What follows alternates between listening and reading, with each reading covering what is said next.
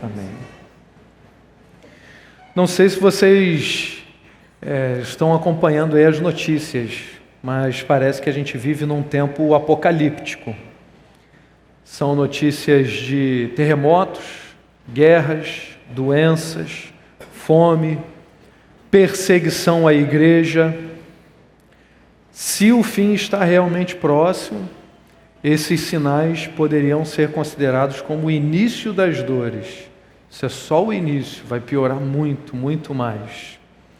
E aí, por causa disso, de todos esses sinais, a gente acaba se interessando pelas profecias. Profecias que falam sobre o fim do mundo, profecias sobre o nosso próprio destino, sobre o destino da igreja, sobre o destino das outras pessoas, destino dos corruptos, dos malfeitores, dos iníquos. Isso interessa a gente também, porque a gente tem fome e sede de justiça, não é? Esse tem sido o meu interesse também. E aí, preocupado com essas questões, fim do mundo, as profecias, fui direto para os profetas. Revisitei a apostila do final de semana de treinamento, lá sobre Apocalipse. Dali fui para os profetas. E quando a gente está falando de profecia, pensando em profetas, provavelmente vem à sua mente o mesmo nome que vem à minha, Isaías. A gente pensa logo em Isaías. Profeta Isaías, que tem um texto dos mais gloriosos da palavra de Deus, que é o capítulo 53, que nós poderíamos considerar como a maior profecia de todos os tempos. Isaías 53 é um texto controvertido, porque alguns dizem que se trata de Israel, outros já quiseram dizer que era o próprio Isaías, e alguns chegaram a falar que é sobre o Messias, inclusive dentro do próprio judaísmo. Alguns rabinos consideraram o texto de Isaías 53 como um texto se referindo ao Messias. E essa que é para nós hoje a maior profecia de todos os tempos. No entendimento nosso, dos cristãos, fala sim a respeito do Messias. É a última parte de 4 discursos que Isaías traz no seu livro, e esse é o que fala mais claramente sobre Jesus. Os 4 discursos são sobre o servo sofredor, e no capítulo 53 de Isaías, que é a profecia que motiva o nosso mergulho na palavra de Deus hoje, diz assim: quem creu em nossa mensagem e a quem foi revelado o braço do Senhor? Ele cresceu diante dele como um broto tenro e como uma raiz saída de uma terra seca. Ele não tinha qualquer beleza ou majestade. Qualquer beleza ou majestade que nos atraísse. Nada em sua aparência para que o desejássemos. Foi desprezado e rejeitado pelos homens, um homem de tristeza e familiarizado com o sofrimento. Como alguém de quem os homens escondem o rosto. Foi desprezado e nós não o tínhamos em estima. Certamente ele tomou sobre si as nossas enfermidades e sobre si levou as nossas doenças. Contudo, nós o consideramos castigado por Deus, por ele atingido e afligido. Mas ele foi transpassado por causa das nossas transgressões, foi esmagado por causa das nossas iniquidades. O castigo que nos trouxe a paz estava sobre ele, e pelas suas feridas fomos curados. Todos nós, tal como ovelhas, nos desviamos, cada um de nós se voltou para o seu próprio caminho, e o Senhor fez cair sobre ele a iniquidade de todos nós. Ele foi oprimido e afligido, contudo não abriu sua boca. Como um cordeiro foi levado para o matadouro, e como uma ovelha que diante dos seus tosqueadores fica calada, ele não abriu a sua boca. Com julgamento opressivo ele foi levado, e quem pode falar dos seus descendentes? Pois ele foi eliminado da terra dos viventes. por causa da transgressão do meu povo, ele foi golpeado. Bom, o texto continua, depois vocês terminem de ler o capítulo em casa e verão as boas notícias. O texto está falando do servo sofredor e de nós. O servo sofredor que assume toda a culpa de um povo, todo o pecado de um povo, e purifica esse povo. É o cordeiro que foi sacrificado por um povo. E nós sabemos que esse texto fala a respeito de Jesus Cristo, o servo sofredor, aquele que entregou a sua vida por nós, aquele cujo sangue nos purificou de todo o pecado. Amém? Mas pense que você ainda não sabe dessa informação. Você se deparou com o texto de Isaías 53. Você vai se perguntar ao longo da leitura desse texto, afinal de contas, ele está falando sobre quem? Aí você ouve dizer a opinião dos estudiosos. Olha, pode ser sobre Israel. Olha, pode ser até o próprio Isaías. Ou será que não é o Messias? E essa mesma pergunta foi a pergunta que um eunuco, um prosélito do judaísmo, uma pessoa que simpatizava com o judaísmo e inclusive prestava cultos a Deus, se fez. Um homem, uma espécie de ministro da fazenda da Etiópia, um homem de posses, um alto cargo no reino da Etiópia, ele, lendo esse texto, se fez essa pergunta. Afinal de contas, ele está falando sobre quem? E a gente vai ver com o evangelista, um servo de Deus é quem vai ajudá-lo a entender esse texto. E aí o texto principal da nossa meditação nessa noite é Atos 8, 26 a 40. Olha o que acontece aqui. Um anjo do Senhor disse a Filipe: vá para o sul, para a estrada deserta, que desce de Jerusalém a Gaza. Ele se levantou e partiu. No caminho, encontrou um eunuco etíope, um oficial importante, encarregado de todos os tesouros de Candace, rainha dos etíopes. Esse homem viera a Jerusalém para adorar a Deus, e de volta para casa, sentado em sua carruagem, lia o livro do profeta Isaías. E o Espírito disse a Filipe: aproxime-se dessa carruagem e acompanhe-a. Então Filipe correu para a carruagem, ouviu o homem lendo o profeta Isaías e lhe perguntou: o Senhor entende o que está lendo? Ele respondeu: como posso entender se alguém não me explicar? Assim convidou Filipe para subir e sentar-se ao seu lado. O eunuco estava lendo esta passagem da Escritura: ele foi levado como ovelha para o matadouro, e como cordeiro mudo diante do tosqueador, ele não abriu sua boca. Em sua humilhação foi privado de justiça. Quem pode falar dos seus descendentes? Pois a sua vida foi tirada da terra. O eunuco perguntou a Filipe: diga-me, por favor, de quem o profeta está falando? De si próprio ou de outro?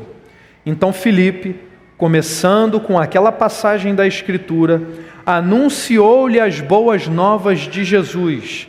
Prosseguindo pela estrada, chegaram a um lugar onde havia água. O eunuco disse: olhe, aqui há água, que me impede de ser batizado. Disse Filipe: você pode, se crê de todo o coração. O eunuco respondeu: creio que Jesus Cristo é o Filho de Deus. Assim deu ordem para parar a carruagem. Então Filipe e o eunuco desceram à água e Filipe o batizou. Quando saíram da água, o Espírito do Senhor arrebatou Filipe repentinamente. O eunuco não o viu mais e, cheio de alegria, seguiu seu caminho. Filipe, porém, apareceu em Azoto e, indo para Cesareia, pregava o evangelho em todas as cidades pelas quais passava. Amém. Irmãos, vejam esse texto, esse trecho aqui da palavra de Deus, ele termina de maneira incrível. Olha o que o texto diz: quando saíram da água, o Espírito do Senhor arrebatou Filipe repentinamente. O eunuco não o viu mais e, cheio de alegria, seguiu seu caminho. Filipe, porém, apareceu em Azoto e, indo para Cesareia, pregava o evangelho em todas as cidades pelas quais passava. Que coisa incrível, o Senhor o arrebatou. Como que foi isso? O que exatamente aconteceu? Como é que ele sai de uma localidade e vai aparecer numa localidade de dias e dias de distância? Como que isso pode acontecer? Irmãos, fiquem calmos, porque na mensagem dessa noite, esse mistério não será revelado ainda. O nosso foco não vai ser esse mistério aqui, irmãos. Que eu quero que você preste bem atenção e que deve chamar a sua atenção é a postura de Filipe. O que Deus fez nessa situação aqui? O que o Espírito Santo do Senhor fez movendo a vida de Filipe? E como termina no verso 40...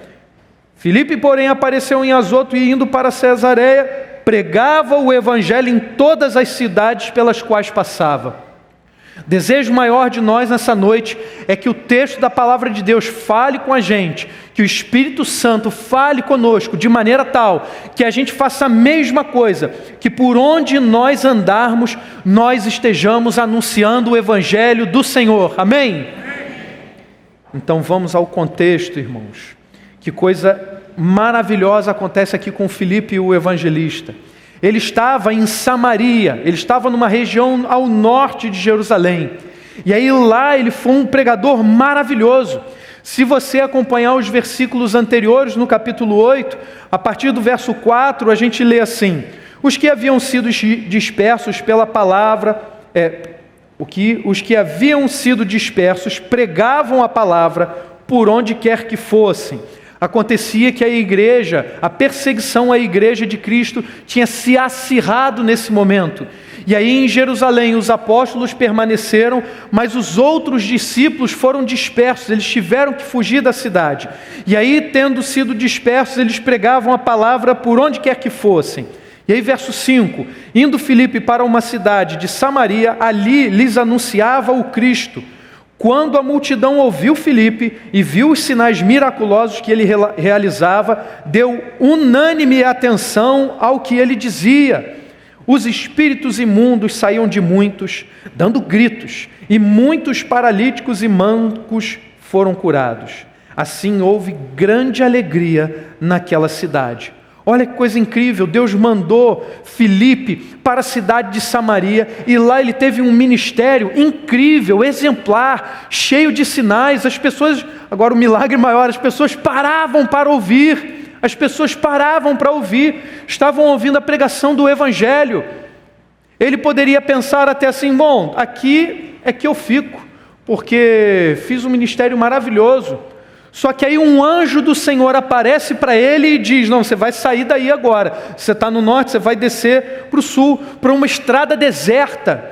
E o que é mais surpreendente no texto é que Filipe imediatamente obedece o comando do Senhor, vindo através de um anjo.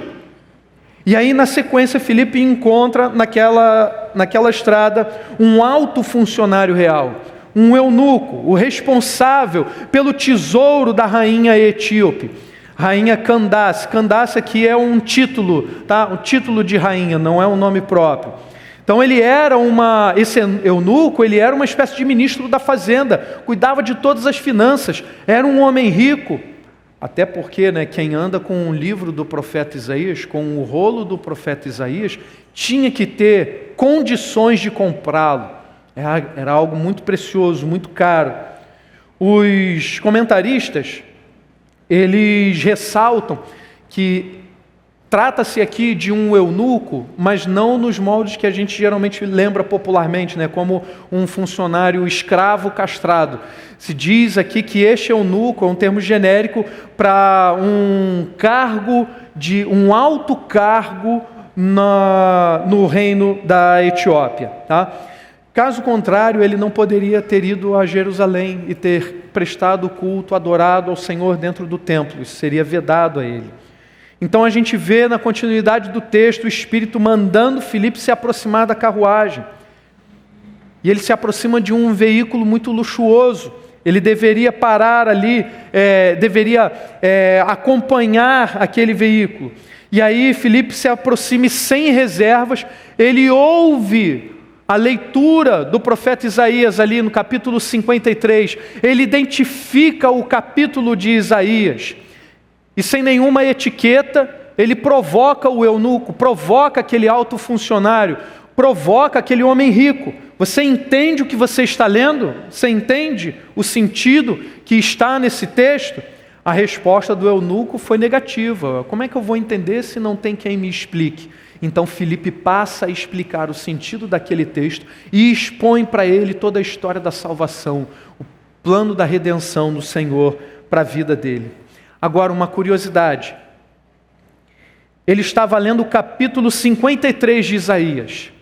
Eu imagino que Filipe, ao evangelizar aquele homem, pode ter avançado um pouco mais na leitura do profeta Isaías e chegado ao capítulo 56, mostrando àquele eunuco uma promessa do Senhor para os eunucos, que diz assim: pois assim diz o Senhor aos eunucos que guardarem os meus sábados, que escolherem o que me agrada e se apegarem à minha aliança, a eles darei dentro de meu templo e dos seus muros um memorial e um nome melhor do que filhos e filhas, um nome eterno que não será eliminado.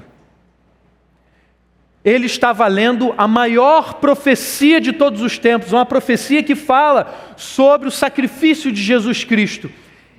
E eu imagino que Filipe poderia ter avançado um pouco mais na leitura e ter mostrado àquele eunuco que pessoalmente o Senhor separou um texto para que ele soubesse que haveria uma profecia, uma promessa também para a vida dele, cujo nome seria lembrado por todos os tempos. Depois de apresentar o plano da salvação e a história da redenção, Filipe termina por batizar o eunuco. E aí acontece aquele evento incrível de Filipe ser arrebatado. Daí desse contexto, desses textos todos, eu queria destacar para os irmãos 3 lições. A primeira, está bem clara na postura de Filipe. Quem serve a Deus o obedece resolutamente. Quem serve a Deus não pode viver vacilando. Deus dá uma ordem e a gente tem que cumprir. A semelhança de como a gente faz com os nossos filhos. A gente vê o filho pequeno, às vezes, numa situação de perigo. Aí você corre e fala: desce daí agora. Se ele já tem condição de entender, se não tem condição, a gente tem que tirar ele não vai entender nada. Mas meu filho maior, eu dou uma ordem, ele tem que cumprir. Há situações na vida que não vai dar tempo de explicar tudo. Não, peraí, eu estou pedindo para você sair daí, é porque pode ocorrer o risco de cair uma coisa na sua cabeça, que estão fazendo uma obra aqui, né? Inclusive acabou de cair um reboco aqui, ó, do seu lado, não é? Você não vai parar, você simplesmente sai daí agora. E várias vezes o Senhor não vai ter tempo e a gente não vai entender a missão, a ação, a vocação dele para a nossa vida. Então, quando ele apontar uma direção, a gente simplesmente tem que obedecer. Quem serve a Deus obedece resolutamente. No texto aqui de Atos 8, no verso 26, é um anjo do Senhor que aparece a Filipe e fala assim: vá para o sul, para a estrada deserta que desce de Jerusalém a Gaza. Nessa situação aqui, o texto grego nos diz, usa um verbo que é uma ordem muito direta: levanta e vai. É como o nosso popular: vambora. Quando a gente quer que a pessoa levante, faça logo rapidamente uma ação, você não fala assim: por favor, tudo bem? Você poderia, por gentileza, levantar-se? Não, você vai dizer: ó, vambora, levanta daí, cuidado! Ó, vamos embora, temos que fugir daqui, ó. Perseguição à igreja está braba, vamos lá para Samaria. Foi o que aconteceu com Filipe. Agora, numa outra situação, estava ao norte, e aí um anjo do Senhor diz: ó, sai daí, agora você vai para o sul. É importante destacar aqui que nesse primeiro momento, o texto diz um anjo do Senhor, de maneira genérica. Então ele não nomeia o anjo. No Antigo Testamento, quando aparece o anjo do Senhor, é quando o texto quer se referir à presença inominável do próprio Deus. E vários comentaristas, em algumas situações no Antigo Testamento, vão entender que esse anjo do Senhor pode ter a presença de Jesus Cristo, que aparece antes da sua vinda em carne e sangue. Então, Filipe se levantou e partiu. Verso 27. No caminho encontrou um eunuco etíope, um oficial importante, encarregado de todos os tesouros de Candace, a rainha dos etíopes. Esse homem viera a Jerusalém para adorar a Deus e de volta para casa, sentado em sua carruagem, lia o livro do profeta Isaías. E o Espírito disse a Filipe: aproxime-se dessa carruagem e acompanha. Então Filipe correu para a carruagem, ouviu o homem lendo o profeta Isaías e lhe perguntou: o Senhor entende o que está lendo?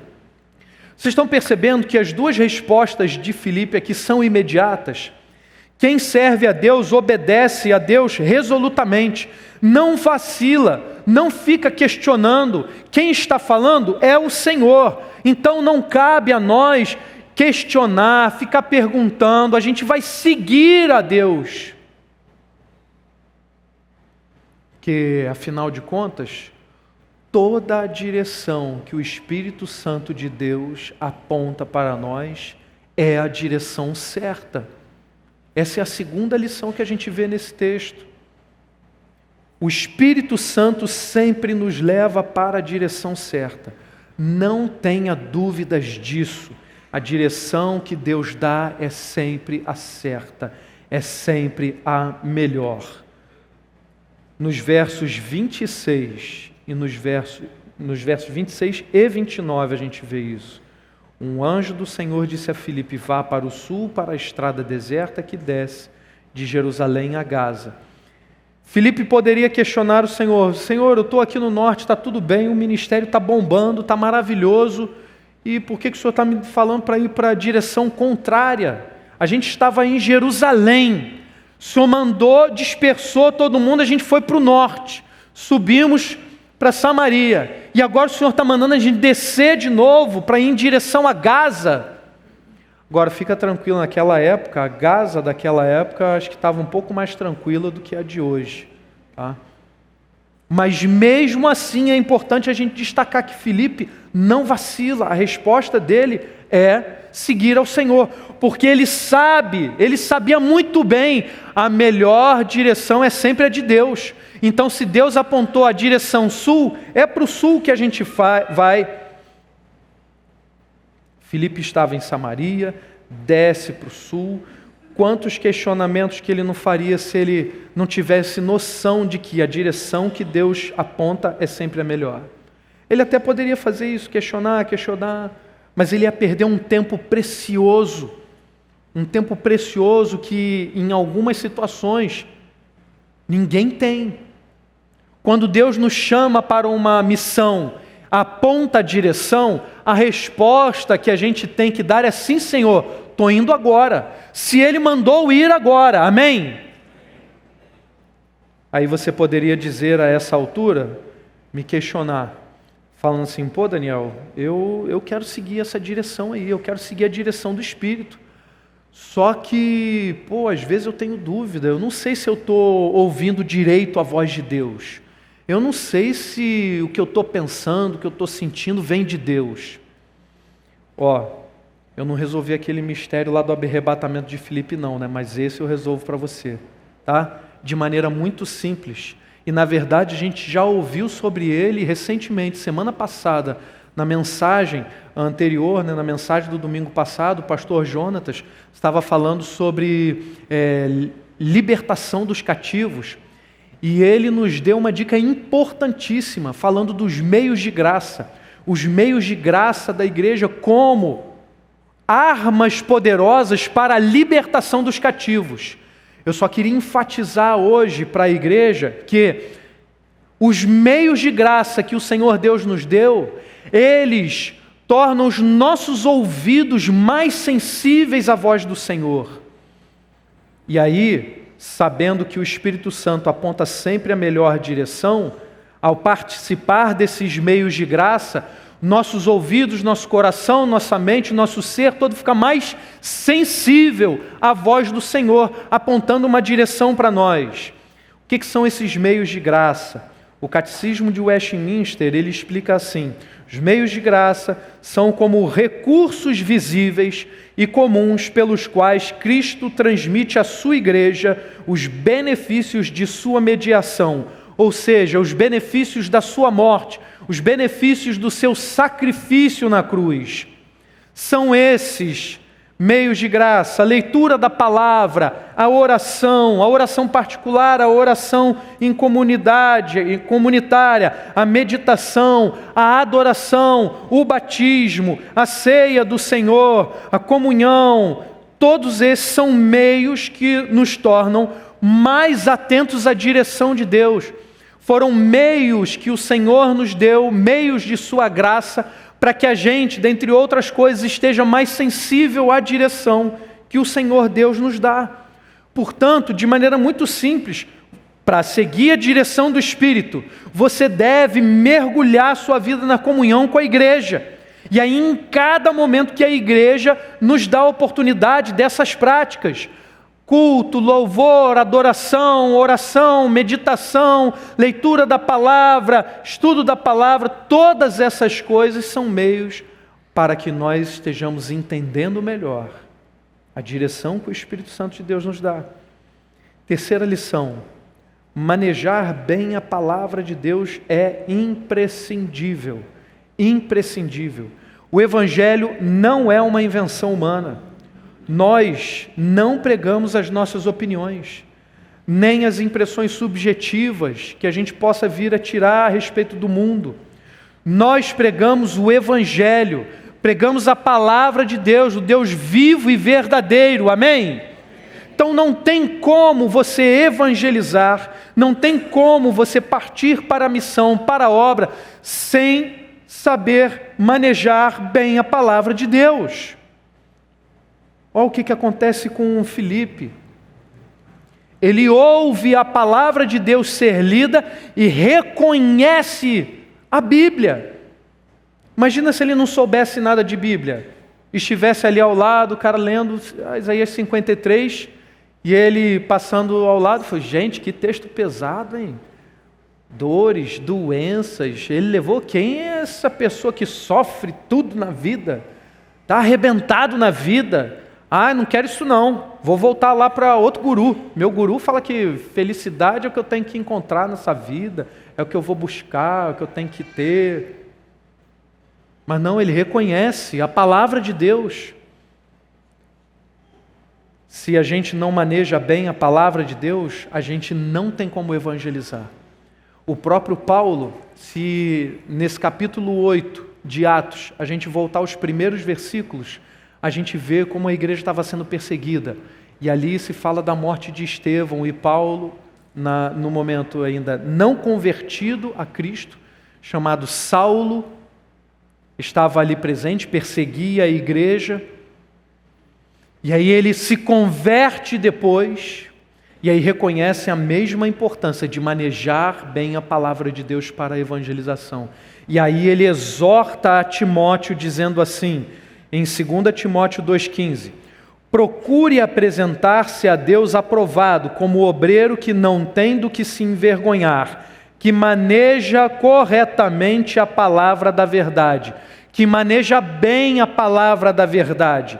Imagine se Filipe estivesse ali ao lado do eunuco, ele lendo a palavra de Deus e ele não soubesse a palavra de Deus.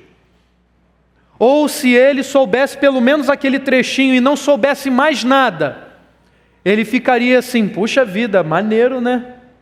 Textão, né? Textão. O que você achou, eunuco? Fala aí, o que você achou? Qual a sua opinião? Já fizeram esse recurso quando a gente não sabe, né? Fala assim: então, gente, vamos lá, o que vocês pensam sobre isso? Não, mas explica mais. Não, vou explicar, mas eu quero saber primeiro o que vocês pensam sobre isso, né? Imagina se ele fizesse isso. O texto de Atos 8 nos diz que o eunuco pergunta a Filipe, no verso 31, como posso entender se alguém não me explicar? Era uma pergunta retórica. Ele praticamente está dizendo assim: eu estou lendo, mas não tem como eu entender se não tem quem me explique. E aí ele convida Filipe para subir e sentar ao lado dele. Filipe, que sem nenhuma reserva, né, vai até o eunuco, sobe naquela carruagem luxuosa e passa a explicar. Eles leem o trecho de Isaías 53, e aí o eunuco perguntou a Filipe: diga-me, por favor, de quem o profeta está falando, de si próprio ou de outro? Então Filipe, começando com aquela passagem da Escritura, anunciou-lhes as boas novas de Jesus. Então, começando em Isaías 53, Filipe continuou pregando o Evangelho, traçando todo o plano da salvação, falando da redenção que só há em Cristo Jesus, contando tudo, tintim por tintim, do que tinha acontecido recentemente com Jesus, contando tudo para aquele homem. E o resultado a gente já sabe. Deus tocou de tal maneira o coração dele, foi tão movido, que no primeiro momento em que ele viu a água, ele falou: estou aqui, o que me impede de ser batizado? Está aí a água. É justamente por essa reação que a gente pode dizer que a pregação de Filipe foi completa, porque é bem possível que ele tenha contado tanto, mas tanto a respeito de Jesus, sabendo do próprio batismo que Jesus praticava. E aí ele fica comovido no seu coração, sabendo que o desejo que ele tinha do Deus vivo e verdadeiro só poderia ser saciado por Jesus. Afinal, se tratava de um prosélito, ele tinha descido a Jerusalém para as festividades. Alguns não sabem dizer muito bem se seriam as festividades de Páscoa ou do próprio Pentecoste, que tinha acontecido há pouco tempo. E é aquele homem que desejava a Deus pôde descobrir que, através do nome de Jesus, somente Ele é que ele poderia, de fato, ter a vida eterna. Amém? A partir daí, o que a gente deve fazer com tudo isso que a gente ouviu? Vamos destacar 3 aplicações. Em primeiro lugar, evangelize em toda oportunidade que tiver. Evangelize em toda oportunidade que tiver. Não existe um tempo específico para a evangelização.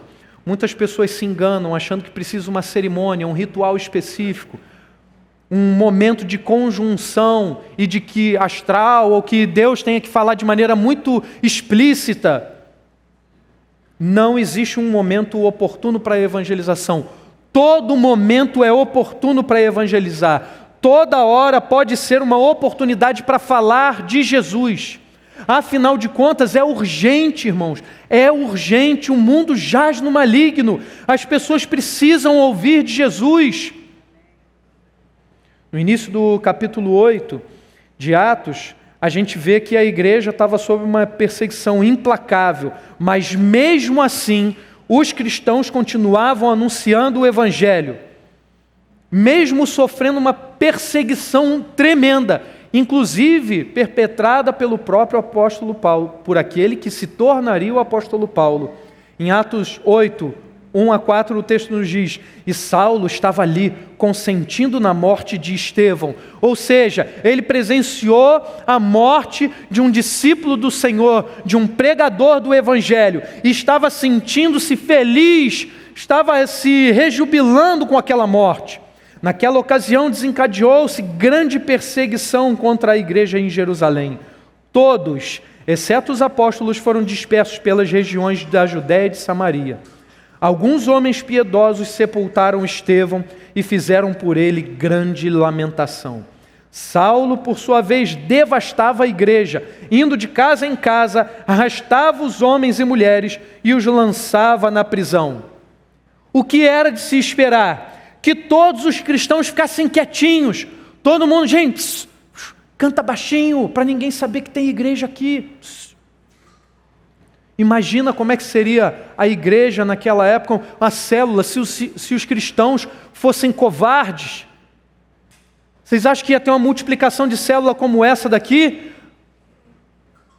Todo mundo hospitaleiro, falando: minha casa, tem uma célula lá na minha casa, a gente vai terminar o culto, vamos perguntar: você tem célula? Você tem célula? A gente vai convidar as pessoas. Se eles fossem cristãos covardes, ninguém ia estar falando isso alto, ninguém ia estar chamando para casa de ninguém. Mas não se tratava de cristãos covardes, eram crentes, estavam exultantes em Jesus. E o texto diz no verso 4, os que haviam sido dispersos pregavam a palavra por onde quer que fossem. Por onde quer que fossem, eles pregavam a palavra. Então não tem um tempo certo, uma hora certa, nem um lugar certo para pregar o Evangelho. Evangelize em toda oportunidade que você tiver. Depois de convertido, o apóstolo Paulo, aquele que se tornaria um dos maiores missionários que o cristianismo já conheceu, ele exorta a Timóteo a fazer exatamente isso, a pregar a tempo e fora de tempo. Em 2 Timóteo, no capítulo 4, ele diz assim, no verso 2, pregue a palavra, esteja preparado a tempo e fora de tempo, repreenda, corrija, exorte com toda paciência e doutrina. E o texto continua, pois virá tempo em que não suportarão a sã doutrina. Mas vejam, a orientação do apóstolo Paulo, agora convertido a Jesus, pregue a palavra, esteja preparado a tempo e fora de tempo. Prega a palavra, não importa a ocasião, não importa o lugar. Se Deus te deu a oportunidade de pregar, pregue, evangelize. Não crie desculpas. Não faça aquele teatrinho da falsa humildade. Não, Paulo é Paulo, eu não sou como Paulo, eu não sou como Jesus. É claro que nós não somos Paulo, não somos Jesus pela nossa própria vontade ou força, mas é o próprio Jesus quem vive em nós. Então não há reserva, não há desculpa para não evangelizar. Não se prenda a etiquetas, não fique se limitando a cerimônias. Filipe, ao lado de uma carruagem luxuosa, poderia ter dito ao Espírito do Senhor, o Espírito Santo, olha, o Senhor falou para eu chegar aqui e acompanhar a carruagem, é isso que eu estou fazendo, não faço mais nada, sou obediente. Mas não, ele identifica a palavra de Deus e aí pergunta, você está entendendo o que você está lendo? Ele aproveita a oportunidade, estava claro para ele que o Espírito Santo tirou ele de Jerusalém, mandou para o norte, para Samaria, pregou, foi maravilhoso, e depois o Senhor mandou, agora você desce para o sul, para uma estrada deserta. Estrada deserta, Senhor? Filipe nem questiona, ele levanta e vai. E aí na primeira oportunidade, o Espírito Santo de novo fala assim, corre lá, acompanha a carruagem. Chegou, está lendo Isaías 53. É agora! Aí, você está entendendo o que você está lendo? Ele não deixa a oportunidade passar. A gente tem que fazer o mesmo. Não deixe passar qualquer oportunidade de evangelizar. Amém? Segunda aplicação, ouça a voz de Deus e faça exatamente o que Deus mandar. Não perca tempo questionando, fazendo perguntas bobas ao Senhor. Como a gente leu no verso 26 do capítulo 8 de Atos, o anjo do Senhor falou e disse para Filipe, levanta e vai para o sul, para a estrada deserta de Gaza. Desce lá, que desce de Jerusalém a Gaza. O que ele faz? Ele levanta e parte. Pronto, o texto diz, verso 27, ele se levantou e partiu. Não tem cerimônia, não tem nhenhenhé, não tem mimimi. Não há desculpa qualquer a ser apresentada aqui a um anjo. O mensageiro do Senhor falou, então eu cumpro.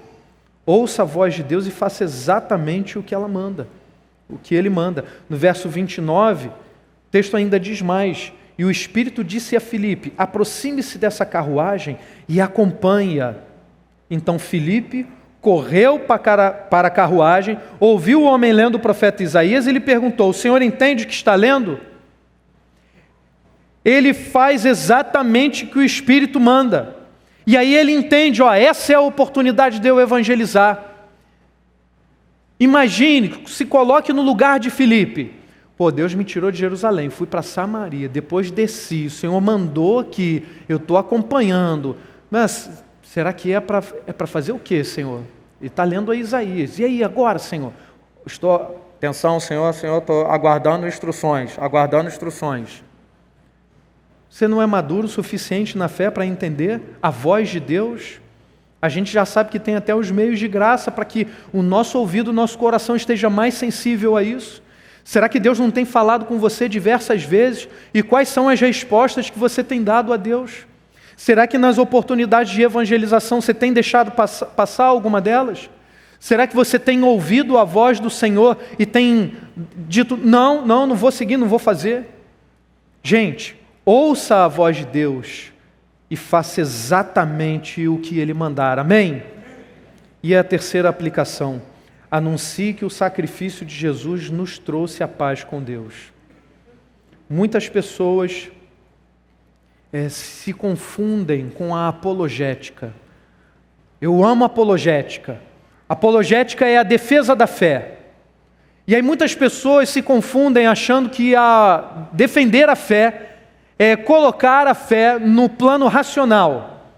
E aí debater com as pessoas as razões que movem o nosso coração. Vamos levar tudo para o campo da razão, não tem nada a ver com emoção. Não é isso.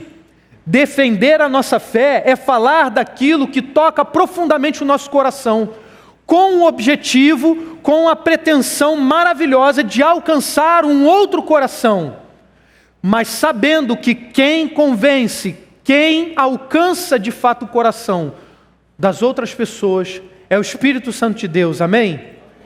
Então anuncie que o sacrifício de Jesus nos trouxe a paz com Deus. Muitos ficam querendo discutir as ideias teológicas, as doutrinas, aí vão expor tudo sistematicamente bonitinho. Não é isso, não é para isso que o Senhor nos chamou. Esse é um plus, é um segundo capítulo. Nós fomos chamados para anunciar o sacrifício, mostrar que lá em Isaías 53, o servo sofredor, aquele que dá a sua vida, aquele que levou sobre si as nossas dores, as nossas iniquidades, o nosso pecado, o nome do servo sofredor é Jesus Cristo. Nós fomos chamados para anunciar esse sacrifício vicário de Jesus. A gente não pode fugir dessa responsabilidade. A gente tem que mostrar que o Evangelho é a palavra da salvação, o Evangelho é a redenção, coisa que nenhum outro discurso humano dá. Isso é incrível a gente reparar, examinando filosofias, sociologias, psicologias, doutrinas e ideias tais. Não há ninguém que se atreva a dizer, a redenção está aqui. Nem nas doutrinas mais pretensiosas conseguem convencer o homem de que a sua salvação, a sua redenção está em alguma ideia humana. Somente Jesus Cristo faz isso. Somente Jesus Cristo nos redime. Somente o sangue de Jesus nos limpa de todo o pecado. Amém? Diante dessa palavra, anunciando o sacrifício de Jesus, a gente deve se lembrar do próprio texto de Isaías 53, que a gente volta agora no verso 4, que diz: certamente Ele tomou sobre si as nossas enfermidades e sobre si levou as nossas doenças. Contudo, nós o consideramos castigado por Deus, por Ele atingido e afligido. Mas Ele foi transpassado por causa das nossas transgressões, foi esmagado por causa de nossas iniquidades. O castigo que nos trouxe a paz estava sobre Ele, e pelas suas feridas fomos curados. Todos nós, tal como ovelhas, nos desviamos, cada um de nós se voltou para o seu próprio caminho, e o Senhor fez cair sobre Ele a iniquidade de todos nós. O texto de Isaías 53 continua falando da gloriosa vitória do servo sofredor. Só que nós temos o privilégio de ter um quadro pintado com todos os detalhes nos evangelhos sobre a vitória do Cordeiro de Deus que tira o pecado do mundo. Jesus venceu a morte, levou os nossos pecados, venceu a morte e aí nos deu a vida eterna. Nós fomos chamados para anunciar essa, que é a maior profecia de todos os tempos, que haveria de vir um servo sofredor, que daria a sua vida por um povo iníquo, um povo miserável, um povo pecaminoso, que merecia o inferno, mas este povo foi resgatado pelo sangue do Cordeiro. Nós fomos chamados para anunciar essa, que é a maior profecia de todos os tempos. E hoje, Diante de todos nós, a palavra de Deus foi apresentada. E como é que está o seu coração agora? Depois de ouvir as palavras das boas novas de Jesus, um alto funcionário do alto escalão de um reino, do reino etíope, aquele que foi possivelmente o responsável por uma das igrejas mais antigas que o cristianismo se tem notícia. A igreja africana, na Etiópia, o que hoje seria próximo ao Sudão, a Etiópia da época, né? E o que o Senhor fez com a vida dele? Qual foi a reação dele? Quando viu a água, quis ser batizado, quis entregar a sua vida a Jesus. E aí ele faz a pergunta a Filipe: o que me impede? Está aqui a água, o que me impede de ser batizado? Filipe pergunta a ele: você crê de todo o seu coração? Essa pergunta se dirige a nós de novo. Você crê de todo o seu coração? Você crê de todo o seu coração? A resposta do eunuco foi: creio que Jesus Cristo é o Filho de Deus. Se você crê, então confesse que Jesus Cristo é o Filho de Deus. Faça coro comigo, repita: Jesus Cristo é o Filho de Deus. Confesse a Jesus: Jesus Cristo é o Filho de Deus. E empenhe a sua vida em espalhar a mensagem do Evangelho, anunciando a todos que Jesus Cristo é o Filho de Deus.